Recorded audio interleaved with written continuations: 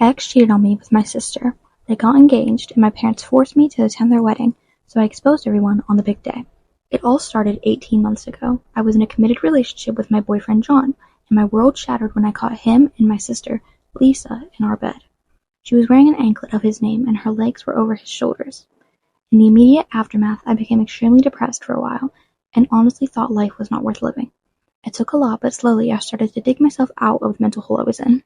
Just as I was starting to do that, my parents came to me, telling me they were engaged, and they told me that despite my past with John, I will be attending the wedding, and if I didn't, they would disown me, because family supports family, and if you do not, then you are not family. When I first heard these words, I felt shocked, confused, and betrayed, this time by my parents. The idea of losing my family was terrifying to me, so I agreed to attend at first, just in order to buy myself some time to think. I really did not want to originally, but as they continued preparing for the wedding, my parents and Lisa manipulated me into believing that attending was the right thing to do. They guilt-tripped me, saying that families should support each other and that Lisa deserves happiness. One evening, my mother sat me down in the living room. "Family should always support family," she said. "I know the situation is painful for you, but Lisa is your sister. She found love and she deserves to be happy. Can't you see that?" Lisa chimed in and said that she never meant to hurt me, and even though it seemed unfair, she needed her little sister there to support her, and she told me I was her best friend. These words weighed heavily on me. They framed the situation in such a way that I began to doubt my own feelings. My mother continued to ask, if I didn't attend, what would other people think? I thought for a second and concluded that this was an important event, and that they would probably think our family was broken. After I said yes to attending the wedding, Lisa reached out and took my hand, happily. She told me she loved me.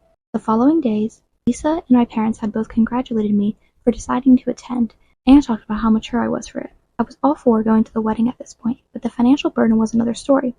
They expected me to spend a fortune on a dress because all the bridesmaids had to wear a certain color, and Lisa had chosen the most expensive fabrics in the store for our dress. The other thing that I didn't understand was the fact that she hired this expensive makeup artist. Lisa wanted us all to look exactly the same for her wedding day, but it didn't stop there. My parents demanded that I pay for flowers, decorations, and even part of the catering. I felt like I was being used as a cash cow, and the realization hit me like a ton of bricks. I felt like I was being taken advantage of. I remember the endless list of expenses they expected me to cover. The dress was the first big purchase. They said it had to be perfect and I had to look my best. The dress alone cost a small fortune, but I paid for it, thinking it was a necessary sacrifice. Then there were the makeup and hair appointments. They said I had to look flawless because it was a reflection of our family. Each appointment drained my bank account a little more. The preparations for the wedding were a nightmare. Every step of the way, I felt like I was being forced into something I never asked for. My parents and Lisa would make decisions without consulting me, and then present them as if I had no choice but to agree. They said the photographs for the wedding were crucial, and that I needed to pay for them. They said the cake had to be extravagant, and that I was responsible for the cost. They even said I should contribute to the catering, as it was a family event. I gritted my teeth and bore it all.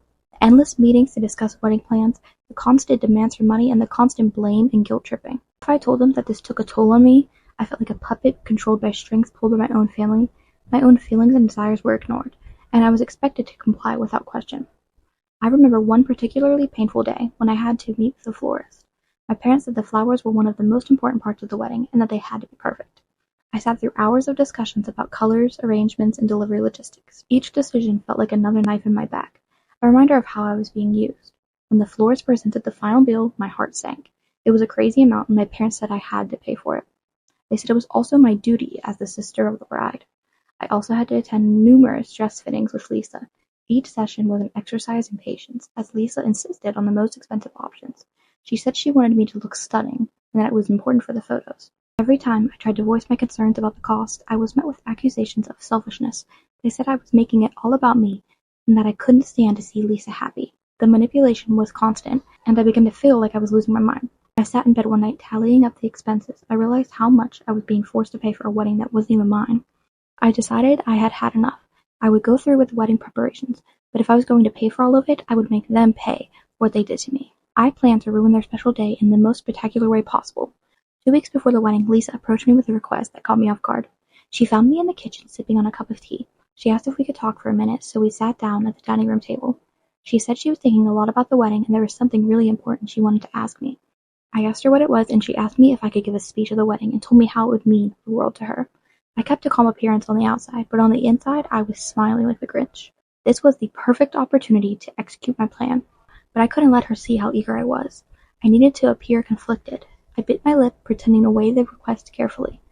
I asked her if she was sure after everything that happened, and she told me that we moved past that now, and that she thinks it's important for our family.